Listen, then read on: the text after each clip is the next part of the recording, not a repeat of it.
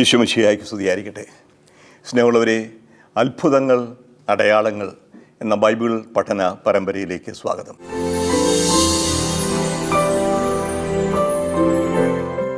നമ്മൾ ബൈബിളിലെ അത്ഭുതങ്ങളിലൂടെ കടന്നു പോവുകയായിരുന്നു.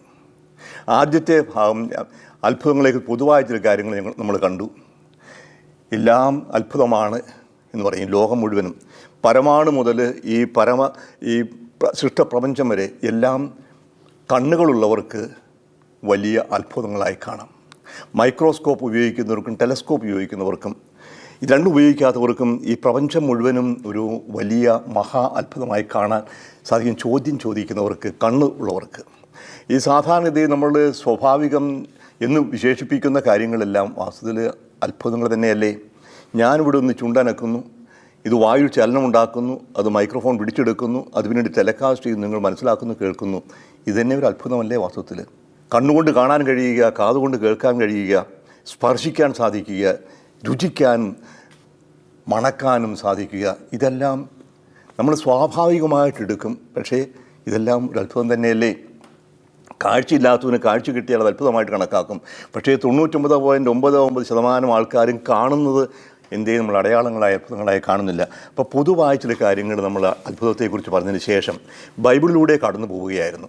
പഴയ നിയമത്തിലെ അനേകം അത്ഭുതങ്ങൾ കണ്ടു. പ്രത്യേകിച്ചും സൃഷ്ടികർമ്മവുമായി ബന്ധപ്പെടുത്തിയും അതുപോലെ തന്നെ പുറപ്പാട് സംഭവവുമായി ബന്ധപ്പെട്ട് 10 അത്ഭുതങ്ങൾ, ബാധകൾ, പിന്നീട് ഏലിയ പ്രവാചകൻ്റെയും എലീഷ പ്രവാചകൻ്റെയും ജീവിതവുമായി ബന്ധപ്പെടുത്തിയ അനേകം അത്ഭുതങ്ങൾ കാണുകയുണ്ടായി. പഴയ നിയമത്തിലെ അത്ഭുതങ്ങൾ ബൈബിളിലേക്ക് കടന്നു വന്നു. സുവിശേഷങ്ങളിലെ അത്ഭുതങ്ങൾ നമ്മൾ 49 അത്ഭുതങ്ങൾ, സുവിശേഷം 40 ഒറ്റപ്പെട്ട സംഭവങ്ങളുടെ വിവരണങ്ങളും 9 സംക്ഷിപ്ത വിവരണങ്ങളുമുണ്ട്. അങ്ങനെ 4 സുവിശേഷങ്ങളിലും രേഖപ്പെടുത്തിയിരിക്കുന്ന അത്ഭുതങ്ങളോട് നമ്മൾ കടന്നു പോവുകയുണ്ടായി. അത് അനേകം തരത്തിലുള്ള അത്ഭുതങ്ങളുണ്ട്.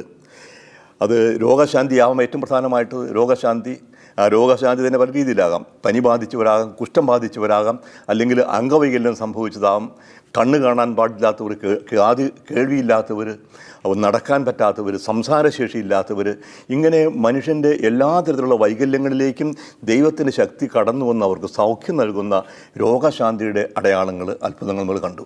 അതുപോലെ തന്നെ പ്രപഞ്ചത്തിൻ്റെ മേലുള്ള ദൈവത്തിൻ്റെ ശക്തി, ആധിപത്യം യേശുവിലൂടെ പ്രകടമാകുന്നത് കണ്ടു. അത് കടലിനെ ശാന്തമാക്കുന്നതായിരിക്കാം, കൊടുങ്കാറ്റിനെ ശാന്തമാക്കുന്നതായിരിക്കാം, വിശക്കുന്നവർക്ക് ആഹാരം നൽകുന്നതാകാം, അല്ലെങ്കിൽ ഒരു വിവാഹ വിരുന്നിൻ്റെ അവസരത്തിൽ വീഞ്ഞു തീർന്നു പോയപ്പോൾ വെള്ളം വീഞ്ഞാക്കി മാറ്റിയതാവാം. എത്രയോ അത്ഭുതങ്ങൾ ഇതുപോലെ പ്രപഞ്ചത്തിൽ. അവസാനമായി മരണത്തിനപ്പുറത്തേക്ക് ദീർഘിക്കുന്നതാണ് ദൈവത്തിൻ്റെ ശക്തിയും ജീവനുമെന്ന് പ്രകടമാക്കുന്ന 3 അത്ഭുതങ്ങൾ നമ്മൾ കാണുകയുണ്ടായി. അത് മരിച്ച ഉടനെ ജീവനിലേക്ക് തിരിച്ചു വിളിക്കുന്ന ജായിറസിൻ്റെ മകളുടെ കഥയാവാം, അല്ലെങ്കിൽ മരിച്ച് സംസ്കരിക്കാനായി മൃതശരീരവുമായി കല്ലറയിലേക്ക് പോകുന്ന വഴിക്ക് നായിനിലെ വിധവയുടെ മകനെ പട്ടണത്തിൻ്റെ വാതിൽക്കൽ വെച്ച് യേശു ജീവിപ്പിക്കുന്നതാവാം, അല്ലെങ്കിൽ മരിച്ചടക്കി 4 ദിവസം കഴിഞ്ഞതിന് ശേഷം ശവകുടീരത്തിൽ നിന്ന് വിളിച്ചിറക്കി ജീവൻ നൽകുന്നതാവാം, ലാസറിൻ്റെ. അപ്പോൾ ഇങ്ങനെ അനേകം അത്ഭുതങ്ങൾ നമ്മൾ കണ്ടു കഴിഞ്ഞു. യേശു പ്രവർത്തിച്ച അത്ഭുതങ്ങൾ, പ്രപഞ്ചത്തിൻ്റെ അത്ഭുതം. ഈ അത്ഭുതങ്ങളിൽ പങ്കുചേരാനായിട്ട് ശിഷ്യന്മാർക്കും യേശു അനുവാദം കൊടുത്തു, അവസരം കൊടുത്തു. അത് യേശു ജീവിച്ചിരിക്കുന്ന കാലത്ത് ശിഷ്യന്മാരെ പ്രസംഗിക്കാൻ പറഞ്ഞയച്ചപ്പോൾ ഉണ്ടാകാം, അല്ലെങ്കിൽ യേശുവിൻ്റെ മരണത്തിന് ശേഷം അപ്പോസ്തലന്മാർ തന്നെ ചെയ്ത പ്രവർത്തനങ്ങളാകാം. അപ്പോസ്തല പ്രവർത്തനങ്ങളിലും അനേകം അത്ഭുതങ്ങൾ രേഖപ്പെടുത്തിയിട്ടുണ്ട്. അത് പിശാചുബാധ ഒഴിപ്പിക്കുന്നതാവാം. യേശുവിൻ്റെ അത്ഭുത പ്രവർത്തനത്തിൽ ഒന്ന് വലിയതായിരുന്നു പിശാചുബാധ ഒഴിപ്പിക്കുക, പിശാചുബാധയെ സുഖപ്പെടുത്തുക. അപ്പോൾ ഈ ബാധ ഒഴിപ്പിക്കുന്ന സംഭവം അത് യേശുവും ശിഷ്യന്മാരും ചെയ്യുന്നുണ്ട്. പിശാചുബാധ ഒഴിപ്പിക്കുന്നു, അംഗവൈകല്യം സംഭവിച്ചവർക്ക് സൗഖ്യം നൽകുന്നു, തളർന്നു പോയവരെ സുഖപ്പെടുത്തുന്നു, മരണത്തിൽ ഉയർപ്പിക്കുന്നു. യേശു ചെയ്ത പ്രവർത്തനങ്ങൾ അതുപോലെ തന്നെ ശിഷ്യന്മാരും ചെയ്യും. അപ്പോൾ ഇങ്ങനെ അനേകം അത്ഭുതങ്ങളിലൂടെ ദൈവത്തിൻ്റെ സ്നേഹം, ദൈവത്തിൻ്റെ കരുതൽ, കാരുണ്യം എപ്രകാരം ഇവിടെ യാഥാർത്ഥ്യമാകുന്നു എന്ന് പഠിപ്പിക്കുകയാണ് അത്ഭുതങ്ങളിലൂടെ കണ്ടത്. ഇതാണ് നമ്മൾ ഇതുവരെ കണ്ടത്. പക്ഷേ ഇതിലെല്ലാം പ്രധാനപ്പെട്ട ഏറ്റവും വലിയ മഹാത്ഭുതം എന്ന് പറയുന്നത് യേശു തന്നെയല്ലേ? ദൈവം മനുഷ്യനായി നമ്മുടെ ഇടയിൽ വസിക്കുന്നു, തിരിച്ചറിയാൻ സാധിക്കാതെ പോകുന്നു. അവൻ്റെ ജനനം മുതൽ മരണവും ഉത്ഥാനം വരെയുള്ള എല്ലാം വലിയ ഒരു മഹാ അത്ഭുതമായിട്ട് തന്നെ കണക്കാക്കണം. യേശുവിൻ്റെ ജനനത്തെ അത്ഭുതമായിട്ടാണ് ചിത്രീകരിക്കുക. പുരുഷ സംസർഗം കൂടാതെ കന്യക ഗർഭം ധരിച്ചു പ്രസവിച്ചതാണ് യേശുവെന്ന് സുവിശേഷകന്മാർ, പ്രത്യേകിച്ചും ലൂക്കായും മത്തായിയും എടുത്തു പറയുന്നുണ്ട്. സാക്ഷികളില്ല, പക്ഷേ ഇത് വിശ്വാസത്തിന് പ്രകാരമാണ്. അപ്പോൾ പുരുഷ സംസർഗം കൂടാതെ കന്യകയിൽ നിന്ന് ജനിച്ചവരാണ്. അത് മത്തായിയുടെ സുവിശേഷത്തിൽ വിശദമായിട്ട് പറയും. ജോസഫിൻ്റെ സംശയങ്ങളായിട്ട് വിവാഹ നിശ്ചയം കഴിഞ്ഞിരിക്കെ അവൾ ഗർഭിണിയായിത്തീരുന്നു. എന്തു ചെയ്യണമെന്നറിയാതെ വിഷമിക്കുന്ന ജോസഫിന് ദൈവദൂതന് ദർശനമുണ്ടാകുന്നു. ജനിക്കാൻ പോകുന്നത് ശിശു പരിശുദ്ധനാണ്, ദൈവത്തിൻ്റെ പ്രത്യേക പരിപാലനം സംഭവിച്ചതാണ്, നീ അവന് യേശു എന്ന് പേരിടണമെന്ന് പറയും. ഇപ്പം ദൈവത്തിൻ്റെ പ്രത്യേകമായ പരിപാലനം പരിശുദ്ധാത്മാവിൻ്റെ പ്രവർത്തനത്താൽ പുരുഷ സംസർഗം കൂടാതെ കന്യകയിൽ നിന്ന് ജനിച്ചവനാണ് യേശു. അതാണ് തുടക്കം. അതിനെ ലൂക്കായുടെ സുവിശേഷത്തിലും മംഗളവാർത്തയിൽ പറയും. ഇതെങ്ങനെ സംഭവിക്കും ചോദിക്കും.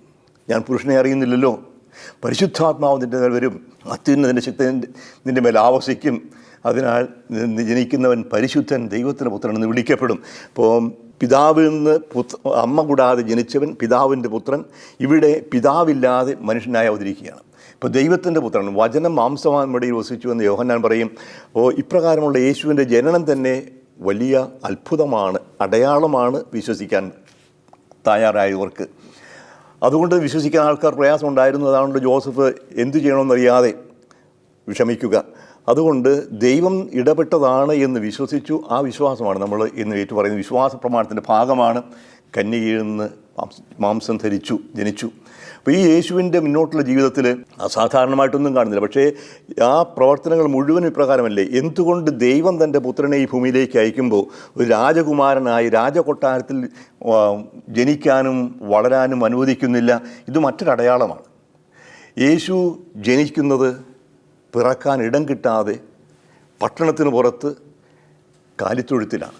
എന്തേ ഇങ്ങനെ സംഭവിക്കാൻ? ദൈവത്തിൻ്റെ പുത്രനാണെങ്കിൽ, രാജാതിരാജനാണെങ്കിൽ, ലോകത്തിന് ഉടയവനാണെങ്കിൽ എന്തുകൊണ്ട് ഇപ്രകാരം പട്ടണത്തിന് വെളിയിൽ ജനിക്കേണ്ടി വരുന്നു? അതൊരു തീരുമാനത്തിൻ്റെ ഭാഗമാണ്. അതും അടയാളമാണ്. യേശുവിനിലൂടെ ലഭിക്കുന്ന അടയാളം ലൂക്കായുടെ സുവിശേഷമാണ് എടുത്തു കാണിക്കുന്നത്. ഇത് നിങ്ങൾക്ക് അടയാളമായിരിക്കും. പിള്ളക്കറ്റുകൊണ്ട് പൊതിഞ്ഞ് പുൽത്തൊട്ടിയിൽ കിടത്തിയിരിക്കുന്ന ഒരു ശിശുവിനെ നിങ്ങൾ കാണും. അപ്പോൾ എന്താണ് ഇതിൻ്റെ അടയാളം? രാജകീയ മഹത്വമെല്ലാം മാറ്റിവെച്ച് ദൈവത്തോടുള്ള സമാനത വെച്ച് പുലർത്തുന്ന കാര്യമായി പരിഗണിക്കാതെ സ്വയം ശൂന്യവൽക്കരിച്ച് ദാസൻ്റെ രൂപം സ്വീകരിച്ച് ദാസനെ പോലെ ആയവനാണ് യേശു. ഈ അടയാളം മനസ്സിലാക്കണമെന്നുണ്ടെങ്കിൽ, സ്വീകരിക്കണമെന്നുണ്ടെങ്കിൽ വിശ്വാസം ഉണ്ടാകണം. ഇവിടെ മനസ്സിലാക്കുന്നതും സ്വീകരിക്കുന്നതും പാവപ്പെട്ട ഇടയന്മാരാണ്. ആടുകൾക്ക് കാവലിരിക്കുന്ന ഇടയന്മാരാണ് യേശു. തിരിച്ചറിയുക. അവർക്ക് ദൈവ ദർശനമുണ്ടായി. അവർ വന്ന് കണ്ടു, യേശുവിനെ അമ്മയോടൊപ്പം കണ്ടു, അവനെ ആരാധിച്ചു, സന്തോഷത്തോടെ മടങ്ങിപ്പോയി. അപ്പോൾ ഈ ഇല്ലായ്മയിൽ, ദാരിദ്ര്യത്തിൽ, പുൽത്തൊട്ടിയിൽ കിടക്കുന്ന, പട്ടണത്തിന് പുറത്ത് ജനിക്കുന്ന ഈ ശിശുവിൽ ദൈവത്തെ കാണണമെന്നുണ്ടെങ്കിൽ വിശ്വാസം ആവശ്യമാണ്, അടയാളം. അതുപോലെ തന്നെ മത്തായിയുടെ സുവിശേഷത്തിലും ബാല്യകാല സുവിശേഷവും ഇത് കാണും. യേശു ജനിക്കുമ്പോൾ കിഴക്ക് നക്ഷത്രം ഉദിച്ചു. ആ നക്ഷത്രത്തെ കണ്ട് ജ്ഞാനികൾ കിഴക്ക് നിന്ന് അന്വേഷിച്ച് വരികയാണ്. ഇപ്പോൾ എവിടെയാണ് ഇസ്രായേലിന് രക്ഷകനായി ജനിച്ചവൻ, രാജാവായി ജനിച്ചവൻ? രാജാവിനെ അന്വേഷിച്ച് രാജകൊട്ടാരത്തിലേക്ക് പോയി. ഹെറോദിസ് മഹാരാജാവിൻ്റെ കൊട്ടാരത്തിലാണ് പോവുക. അവിടെ ചെല്ലുമ്പോഴേക്കും രാജാവും ജനങ്ങളുമെല്ലാം അസ്വസ്ഥരാകുകയാണ്. രാജാവ് ജനിച്ചിരിക്കുന്നു, അവനെ കണ്ടെത്താനും വധിക്കാനുമുള്ള ശ്രമമാണ്. ഇവിടെ മറ്റൊരു അടയാളം നമ്മൾ കാണുകയാണ്. ഇപ്പോൾ വിജാതീർ കാണുന്നു, സ്വന്തം ജനം മനസ്സിലാക്കുന്നില്ല. സ്വന്തം ജനം തിരസ്കരിക്കുന്ന, നശിപ്പിക്കാൻ, വധിക്കാൻ ശ്രമിക്കുന്ന രക്ഷകനാണ് യേശു. ഇവിടെ ഒരു വൈരുദ്ധ്യമുണ്ട്. വിജാതിയിൽ വിശ്വസിക്കുകയും സ്വജനം തിരസ്കരിക്കുകയും ചെയ്ത ഇസ്രായേൽ പ്രതീക്ഷിച്ചിരുന്ന, വാഗ്ദാനം ചെയ്യപ്പെട്ടിരുന്ന ദൈവത്തിൻ്റെ പുത്രനാണ് യേശു. അപ്പോൾ ഈ അടയാളം മനസ്സിലാക്കണമെന്നുണ്ടെങ്കിൽ ഈ ജ്ഞാനികളെപ്പോലെ തുറന്ന ഹൃദയമുണ്ടാകണം, അന്വേഷണ താല്പര്യത ഉണ്ടാകണം. ഇപ്പോൾ പ്രപഞ്ചത്തിലെ അടയാളങ്ങൾ തന്നെ ദൈവത്തിലേക്ക് നയിക്കുന്നതാണ് എന്നോട് സൂചിപ്പിക്കുക. അപ്പോൾ അടയാളങ്ങൾ സ്വീകരിക്കാനുള്ള സന്നദ്ധത ഉണ്ടാകണം. ഇനി അങ്ങോട്ടുള്ള യേശുവിൻ്റെ അത്ഭുതങ്ങളെല്ലാം നമ്മൾ കണ്ടു കഴിഞ്ഞതാണ്, അനേകം അത്ഭുതങ്ങൾ. പക്ഷേ ആദ്യത്തേത് യേശു ഏതാണ്ട് 30 വയസ്സാകുന്നത് വരെ ഒരത്ഭുതവും പ്രവർത്തിക്കാതെ വെറുമൊരു ആശാരിയായി ജീവിച്ചു എന്നാണ്. അതിലൂടെ എന്ത് അടയാളമാണ് കിട്ടുക? നമ്മൾ യേശുവിൻ്റെ മനുഷ്യത്വത്തെ, ഈ മനുഷ്യത്വത്തോട് അങ്ങേയറ്റം താതാത്മ്യപ്പെടുന്ന ഭാവത്തെ അടയാളമായി കാണാറില്ല പലപ്പോഴും. അതുകൊണ്ടാണ് ഒരു ബാല്യകാല സുവിശേഷങ്ങൾ രേഖപ്പെടുത്തുന്ന പറയും അപ്പോക്രിഫൽ ഗോസ്പൽസ് എന്ന് പറയും, അപ്രാമാണിക ഗ്രന്ഥങ്ങളിൽ ബാലനായ യേശു ഒരുപാട് അത്ഭുതങ്ങൾ പ്രവർത്തിക്കുന്നതായിട്ട് കാണും. അവൻ കുട്ടികളുമായി ഒന്നിച്ച് കളിക്കുമ്പോഴേക്കും പ്രാവുകളെ ഉണ്ടാക്കുന്നു, കളിമൺ കൊണ്ട് പ്രാവുകളെ ഉണ്ടാക്കി ഊതി പറപ്പിക്കുന്നു, മരിച്ചവർ ഉയർപ്പിക്കുന്നു, എന്തെല്ലാം അത്ഭുതങ്ങളാണ് കാണിക്കുക. അങ്ങനെ ഒരു അത്ഭുതം യേശു ചെയ്തതായിട്ട് സുവിശേഷൻ പറയുന്നില്ല. മറ്റുള്ളവരെ കാണിക്കാൻ വേണ്ടി, മറ്റുള്ളവന് വലിയവനാണെന്ന് കാണിക്കാൻ വേണ്ടി ഒരടയാളം യേശു പ്രവർത്തിച്ചില്ല. അതുകൊണ്ട് തന്നെ അവന് സ്വീകരിക്കാൻ പ്രയാസമുണ്ടായിരുന്നു. 30 വർഷം അധ്വാനിച്ചതിലൂടെ എന്ത് അടയാളമാണ് നൽകുക? അധ്വാനത്തിന് മഹാത്മ്യം എടുത്തു കാട്ടുകയാണ്. സാധാരണക്കാരനോട് സാധാരണമായിത്തീരുന്നു.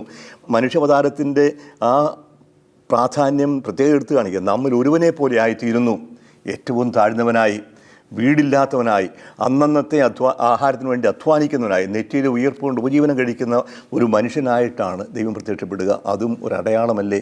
സ്വീകരിക്കാൻ തയ്യാറാകണം. ഇനി യേശു പ്രവർത്തിച്ച അടയാളങ്ങളെക്കുറിച്ച് പറഞ്ഞു. ഇനി യേശുവിൻ്റെ മരണത്തെക്കുറിച്ച് വരാം. അവിടെയും അനേകം അടയാളങ്ങൾ സംഭവിക്കുന്നുണ്ട്.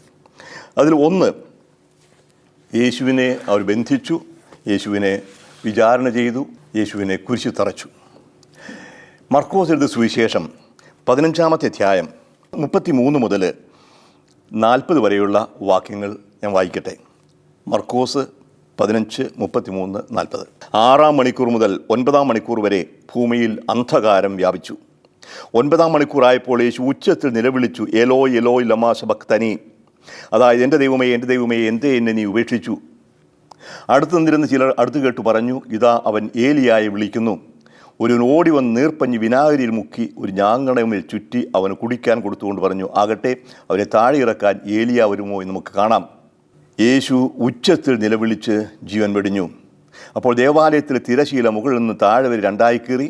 അവൻ അഭിമുഖമായി നിന്നിരുന്ന ശതാധിപൻ അവൻ ഇപ്രകാരം മരിച്ചത് കണ്ടു പറഞ്ഞു, സത്യമായും ഈ മനുഷ്യൻ ദൈവപുത്രനായിരുന്നു. ഇവിടെ ഒരു അടയാളമാണ്. എന്താണ് അടയാളം? മത്തായിയും മർക്കോസും ലൂക്കായും ഒക്കെ രേഖപ്പെടുത്തിയിട്ടുണ്ട്. പക്ഷേ മർക്കോസ് എഴുതിയ സുവിശേഷത്തിൽ സവിശേഷതകൾ ശ്രദ്ധിച്ചു എന്നറിയാൻ പാടില്ല. എന്തു കണ്ടിട്ടാണ് ശതാധിപൻ യേശുവിനെ ദൈവത്തിൻ്റെ പുത്രനായിട്ട് ഏറ്റു പറയുക? അവർ പറയും ദേവാലയത്തിൽ തിരശീല കീറിയതുകൊണ്ടാണ് അല്ല. പക്ഷേ ഇവിടെ മർക്കോസ് എടുത്തു പറയും, ഇപ്രകാരം മരിച്ചത് കണ്ട് പറഞ്ഞു. മരണത്തിൻ്റെ പ്രത്യേകതയാണ്. എന്താണ് പ്രത്യേകത? മർക്കോസ് എഴുതിയ സുവിശേഷത്തിലും എന്താണ് മത്തായിലും കാണും. എന്താണ് മരണത്തിൻ്റെ പ്രത്യേകത? ഉച്ചത്തിൽ നിലവിളിച്ചു. ഇപ്പം നിലവിളി എന്ന പദം മലയാളമാണ്. Giving out a loud voice, വലിയൊരു ശബ്ദം പുറപ്പെടുവിച്ചുകൊണ്ട് അവൻ മരിച്ചു. കുരിശിൽ മരിക്കുന്നവൻ ഒരിക്കലും ഉച്ചത്തിൽ നിലവിളിക്കില്ല, അവന് സാധിക്കില്ല. ശ്വാസം മുട്ടിയാണ് മരിക്കുക. മണിക്കൂറുകളായി കുരിശിൽ തൂങ്ങിക്കിടക്കുന്ന വ്യക്തിക്ക് ശ്വസിക്കാൻ സാധിക്കില്ല, ശ്വാസകോശം വികസിക്കില്ല, ഞരങ്ങുകയാവും, അവസാനം ശ്വാസം മുട്ടി മരിക്കുകയാവും.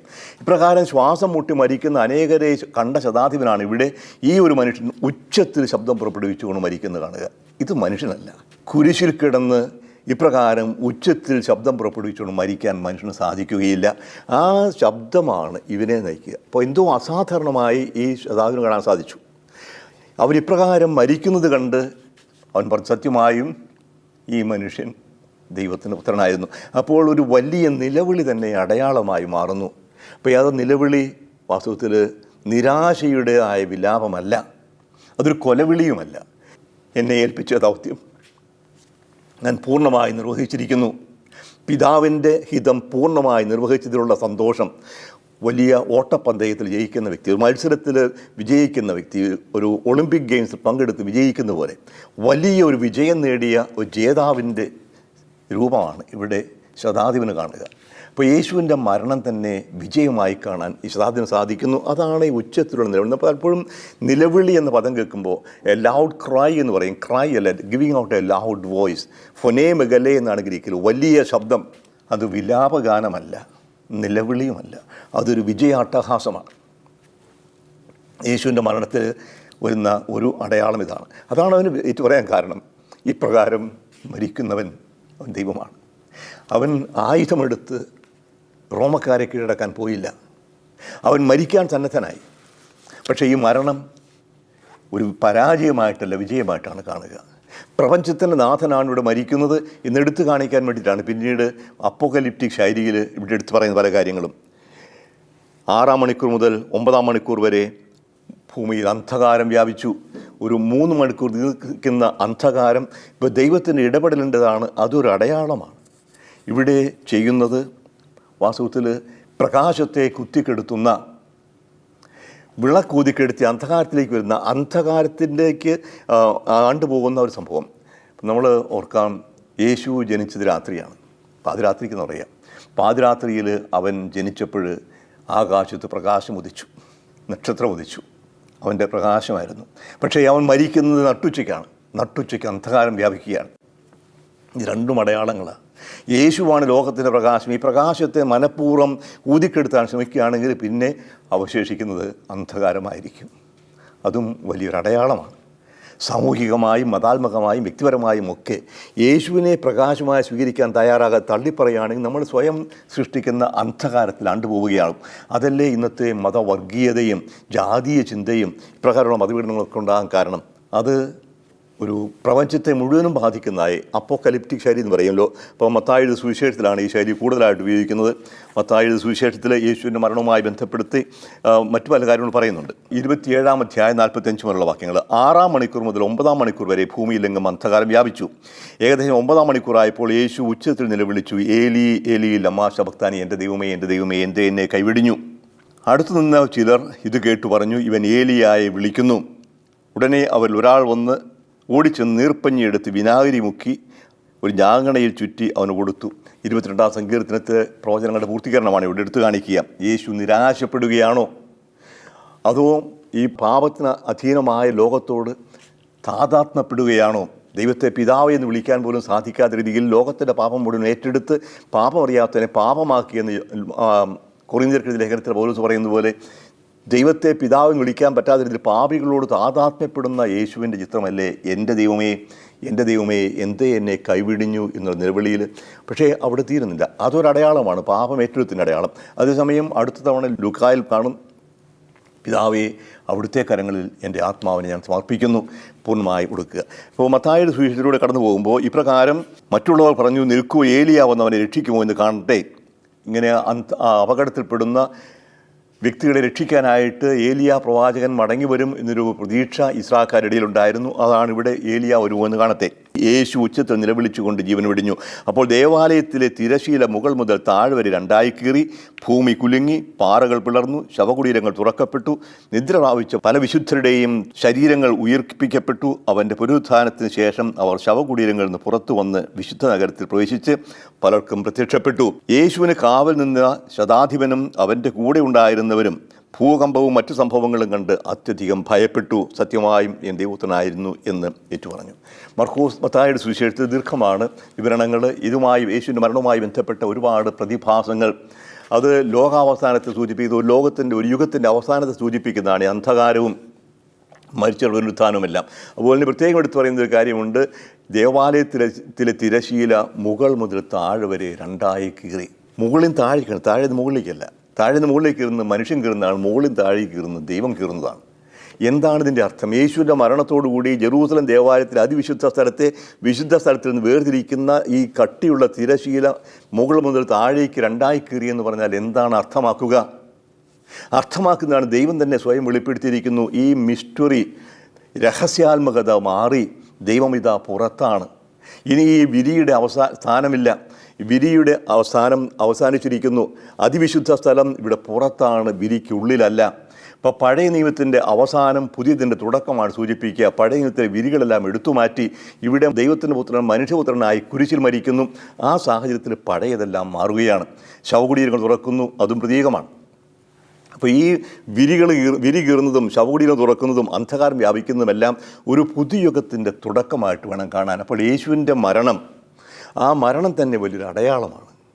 ആ മരണം പുതിയതിൻ്റെ തുടക്കമാണ്. ഒന്നിൻ്റെ അവസാനം കുറിക്കുന്നു, പുതിയതിന് തുടക്കം കുറിക്കുന്നു. അതുകൊണ്ട് ഈ യേശുവിൻ്റെ മരണത്തോടുകൂടി വലിച്ചു കയറിയ വിരികൾ ഇനിയും നമ്മൾ കൊടുത്ത് മുഖത്തിടാതിരിക്കുക. യേശുവിൻ്റെ മരണത്തിലൂടെ സംഭവിച്ചത് എന്താണെന്ന് മനസ്സിലാക്കുക. അതിലൂടെ നൽകുന്ന അടയാളങ്ങൾ എന്താണെന്ന് ഇന്ന് നമ്മൾ ഇനിയും ഗ്രഹിക്കേണ്ടതുണ്ട്.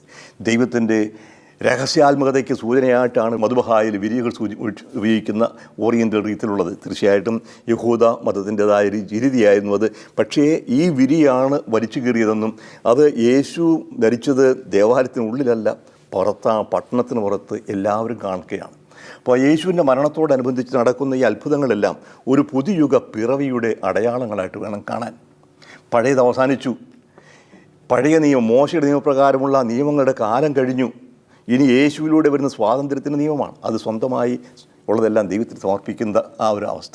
യേശുവിൻ്റെ ബലിയർപ്പണം അത് കുരിശിലാണ് നടക്കുക. അത് തുടങ്ങിയത് യേശുവിൻ്റെ അന്ത്യത്താഴ്വളിലാണ്. വാങ്ങി ഭക്ഷിക്കുവിൻ, നിങ്ങൾക്ക് വേണ്ടി വിഭജിക്കപ്പെടുന്ന ശരീരമാണിത്. ആ ശരീരമാണ് കുരിശിൽ വിഭജിക്കപ്പെടുക.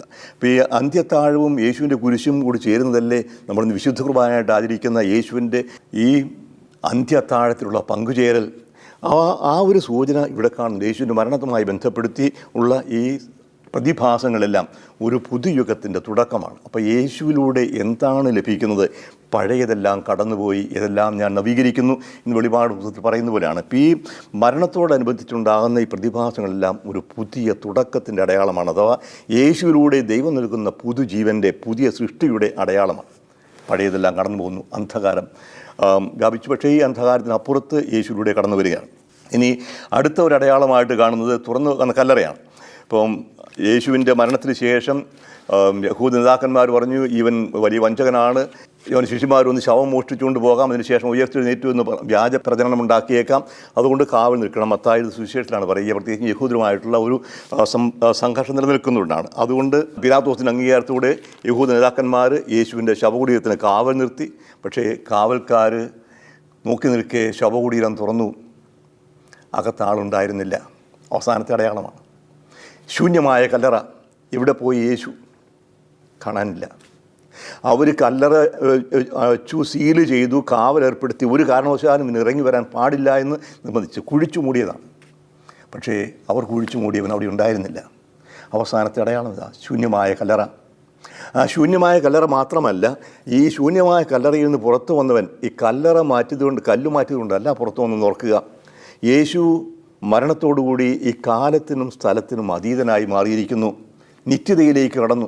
അവരിനി സ്ഥലകാല ബന്ധിയല്ല, അവന് സ്ഥലം ബാധകമല്ല, കാലവും ബാധകമല്ല, എവിടെയും എപ്പോഴും സന്നിഹിതനാണ്. അതാണ് അവസാന അടയാളമായിട്ട് കാണുക. കല്ലറ ശൂന്യമാണ്. പക്ഷേ ശൂന്യമായ കല്ലറയിൽ യേശുവില്ലെങ്കിൽ ഉത്ഥിതനായ യേശു അവർക്ക് പ്രത്യക്ഷപ്പെടുകയാണ്. 4 സുവിശേഷന്മാരും രേഖപ്പെടുത്തിയിട്ടുണ്ട് യേശു പ്രത്യക്ഷപ്പെട്ടതായിട്ട്. അത് അവസാനത്തെ ഒരു ഭാഗം മാത്രം വായിച്ചിട്ട് ഞാൻ നിർത്തിട്ട് മത്തായിയുടെ സുവിശേഷം 28-ാമത്തെ അധ്യായത്തിൽ യേശു ശിഷ്യന്മാർക്ക് പ്രത്യക്ഷപ്പെടുകയാണ്. 16 മുതൽ 20 വരെയുള്ള വാക്യങ്ങളിൽ യേശു നിർദ്ദേശിച്ചതുപോലെ 11 ശിഷ്യന്മാരും ഗലീലയിലെ മലയിലേക്ക് പോയി. അവനെ കണ്ടപ്പോൾ അവർ അവനെ ആരാധിച്ചു. എന്നാൽ ചിലർ സംശയിച്ചു. യേശു അവരെ സമീപിച്ച് അരുളി ചെയ്തു, സ്വർഗത്തിലും ഭൂമിയിലുമുള്ള എല്ലാ അധികാരവും എനിക്ക് നൽകപ്പെട്ടിരിക്കുന്നു. ആകയാൽ നിങ്ങൾ പോയി എല്ലാ ജനതകളെയും ശിഷ്യപ്പെടുത്തുവിൻ. പിതാവിൻ്റെയും പുത്രൻ്റെയും പരിശുദ്ധാത്മാവിൻ്റെയും നാമത്തിൽ അവർക്ക് ജ്ഞാനസ്നാനം നൽകുവിൻ. ഞാൻ നിങ്ങളോട് കൽപ്പിച്ചവയെല്ലാം അനുസരിക്കാൻ അവരെ പഠിപ്പിക്കുവിൻ. യുഗാന്തം വരെ ഞാൻ നിങ്ങളോട് കൂടി ഉണ്ടായിരിക്കും. യുഗാന്തം വരെ ഞാൻ നിങ്ങളോട് കൂടി ഉണ്ടായിരിക്കും. ഇതാണ് അവസാനത്തേത്. അപ്പോൾ യേശുവിൻ്റെ ഈ ജീവിതം, പ്രവർത്തനങ്ങൾ എല്ലാം ഈ ഒരു വാഗ്ദാനത്തിൽ അവസാനിക്കുകയാണ്. ഈ യുഗാന്തം വരെ അവൻ അകന്നു പോയിട്ടില്ല. അപ്പോൾ യേശുവിനെ കാണാൻ ഇനി ജെറൂസലത്തേക്ക് പോകേണ്ട കാര്യമില്ല, എങ്ങോട്ടും തോകേണ്ട, ഉള്ളിലേക്ക് കിടക്കുക. യുഗാന്തം വരെ എവിടെയായിരിക്കും? നമ്മുടെ കൂടെയുണ്ട്, നമ്മുടെ മധ്യത്തിൽ, നമ്മുടെ ഉള്ളിലും നമ്മുടെ ഇടയിലും. യേശു സ്നേഹിച്ചു, പരസ്പരം സ്നേഹിക്കുന്ന വ്യക്തികളുടെ ഇടയിൽ യേശുവിൻ്റെ സാന്നിധ്യമുണ്ട്. എന്നെ സ്നേഹിക്കുന്ന, എനിക്ക് വേണ്ടി സ്വയം ബലിയർപ്പിച്ച, എന്നെ ദൈവത്തിൻ്റെ മകനായി മകളാക്കി മാറ്റുന്ന യേശു എൻ്റെ ഉള്ളിലുണ്ട്. ആ ആന്തരിക സാന്നിധ്യത്തിലേക്ക് നമ്മൾ തിരിയണം. ഇപ്പോൾ ബൈബിളിൽ എടുത്തു കാണിക്കുന്ന അടയാളങ്ങളും അത്ഭുതങ്ങളും ബാഹ്യമായ ചിന്തകളിലേക്ക് പോകാതെ ഉള്ളിലേക്ക് നടക്കാൻ പ്രേരിപ്പിക്കുകയാണ്. ആത്യന്തികമായിട്ട് എന്താണ് പ്രധാനം? ദൈവം എൻ്റെ ഉള്ളിലുണ്ട്. ആരാണ് നിങ്ങളുടെ ദൈവം എന്ന് വെച്ചാൽ, ദൈവം നമ്മോടുകൂടി എന്നുള്ള ഇമ്മാനുയേൽ വിത്ത് അസ് ഗോഡ്. ദൈവം നമ്മോടുകൂടെ വസിക്കുന്നവനാണ് ദൈവം. ആ ദൈവത്തിൻ്റെ ഏറ്റവും വലിയ പ്രവർത്തനമാണ് യേശുവിടെ നമ്മൾ കണ്ടത്. യേശുവിൻ്റെ ജനനം മുതൽ ഉത്ഥാനം വരെയുള്ള എല്ലാ കാര്യങ്ങളും ആ യേശുവാണ് പറയുക, ഇന്ന് ലോകാവസാനം വരെ ഞാൻ നിങ്ങളോട് കൂടി ഉണ്ടായിരിക്കും. അതാണ് നിങ്ങൾ അപ്പം മുറിച്ച് പങ്കുവയ്ക്കും, ഇത് എൻ്റെ ശരീരമാണ്, ഞാനാണ്, വാങ്ങി ഭക്ഷിക്കുവിൻ. നമ്മൾ ഒരുമിച്ച് കൂടുമ്പോൾ, പരസ്പര സ്നേഹത്തിൽ ഒരുമിച്ച് വരുമ്പോൾ, കുർബാനയിൽ അർപ്പിക്കുമ്പോൾ എല്ലാം ഈ സാന്നിധ്യമാണ് കാണുക. വിശ്വാസത്തിൻ്റെ കണ്ണുകൾക്ക് കാണാൻ സാധിക്കുന്ന, വിശ്വാസമുള്ളവർക്ക് കേൾക്കാൻ സാധിക്കുന്ന ഈ ദൈവിക സാന്നിധ്യം അത് തിരിച്ചറിയണം. അതല്ലാതെ അടയാളങ്ങളുടെ പിന്നാലെ ഓടിയാൽ ഒരിക്കലും തൃപ്തിയാവുകയില്ല. എത്ര അത്ഭുതങ്ങൾ കണ്ടാലും കൂടുതൽ ഒരുതിനെക്കുറിച്ച് അന്വേഷിച്ചുകൊണ്ടേയിരിക്കും. തീർത്ഥാടന കേന്ദ്രങ്ങൾ മാറി മാറി യാത്ര നടത്താം, പ്രസംഗങ്ങൾ മാറി മാറി കേൾക്കാം. പക്ഷേ ഹൃദയത്തിലേക്ക് കടക്കുന്നില്ല എങ്കിൽ, എന്നിൽ വസിക്കുന്ന ഉദ്ധിതനായ യേശുവിൻ്റെ സാന്നിധ്യം ഞാൻ തിരിച്ചറിയാൻ സാധിക്കുന്നില്ല എങ്കിൽ ഈ അടയാളങ്ങളും അത്ഭുതങ്ങളും ഒന്നും എന്നെ സഹായിക്കുകയില്ല. ആബേലച്ചൻ്റെ ഒരു പാട്ടുകൊണ്ട് അവസാനിപ്പിക്കട്ടെ. ഈശ്വരനെ തേടി ഞാൻ നടന്നു, കടലുകൾ കടന്ന് ഞാൻ തിരഞ്ഞു, ഇവിടെയുമില്ല ഈശ്വരൻ, വിജനമായ ഭൂവിലുമില്ല ഈശ്വരൻ. ഓടി ഓടി താഴ്ന്ന അവസാനം എന്നിലേക്ക് ഞാൻ കടന്നു, ഹൃദയത്തിലേക്ക് ഞാൻ കടന്നു. അവിടെയാണ് ഈശ്വരൻ്റെ വാസം, അവിടെയാണ് സ്നേഹമാണ് ഈശ്വരൻ്റെ രൂപം. അപ്പോൾ എൻ്റെ ഉള്ളിലേക്ക് കടക്കുക, എന്നിൽ വസിക്കുന്ന ദൈവത്തെ കണ്ടെത്തുക. ആ ദൈവം നിങ്ങളുടെ എല്ലാവരുടെയും ഉള്ളിലുണ്ടെന്ന്, ഓരോ സഹോദരനിലും സഹോദരിയിലും ഈ ദൈവം വസിക്കുന്നുണ്ടെന്ന്, ലോകാവസാനം വരെ നമ്മുടെ കൂടെ ഉണ്ട് എന്നുള്ള ആ ഒരു ബോധ്യം, വിശ്വാസം വരുമ്പോൾ നമുക്ക് എല്ലാം അടയാളങ്ങളാകും. നമ്മുടെ സ്നേഹവും നമുക്കുണ്ടുന്ന ദാനങ്ങളും നമുക്കുണ്ടാകുന്ന പരാജയങ്ങളും നമ്മുടെ വീഴ്ചകളും ദുഃഖങ്ങളും എല്ലാം ദൈവസ്നേഹത്തിൻ്റെ അടയാളമായി സ്വീകരിക്കുക. അതുകൊണ്ട് ഏതെങ്കിലും അത്ഭുതങ്ങളുടെ മാത്രം പിന്നാലെ പോകാതെ ഈ അത്ഭുതങ്ങളുടെ ഒക്കെ പിന്നിൽ പ്രവർത്തിക്കുന്ന, എന്നിലെന്നും വസിക്കുന്ന, നമുക്ക് വേണ്ടി നിത്യമായ ജീവിതം ഒരുക്കിയിരിക്കുന്ന, ആകയാൽ വരുവിൻ എൻ്റെ പിതാവിനാണ് അനുഗ്രഹീതരുവിൻ, ലോകസ്ഥാപനവും നിങ്ങൾക്കായി സജ്ജമാക്കിയിരിക്കുന്ന രാജ്യം കൈവശമാക്കുമെന്ന് പറയുന്ന യേശുവിൻ്റെ ആ ഒരു സാന്നിധ്യത്തിൽ സന്തോഷിക്കാം. ഒരു പുതിയ ആകാശവും പുതിയ ഭൂമി ഞാൻ കണ്ടു. കണ്ണീരെല്ലാം തുടച്ചു മാറ്റുന്ന, ഇനി മുറവിളിയോ നിലവിളിയോ കണ്ണീരോ ഇല്ലാത്ത, വിശപ്പോ ദാഹമോ ഇല്ലാത്ത, വേർപാടില്ലാത്ത ആ ഒരു നിത്യജീവിതത്തിലേക്ക് നമ്മെ നയിക്കുന്ന യേശു നമ്മുടെ കൂടെയുണ്ട്. ഉൾക്കണ്ണ് തുറക്കുക, നമുക്ക് കാണാൻ സാധിക്കും. ഇതാ ലോകാവസാനം വരെ ഞാൻ നിങ്ങളുടെ കൂടി ഉണ്ടായിരിക്കും. കർത്താവായ യേശുവേ, ഈ വാഗ്ദാനം അനുസ്മരിക്കാൻ, വിശ്വസിക്കാൻ ഞങ്ങളെ ശക്തിപ്പെടുത്തണമേ. നിത്യം പിതാവും പുത്രനും പരിശുദ്ധാത്മാവുമായ സർവേശ്വര. ആമേൻ.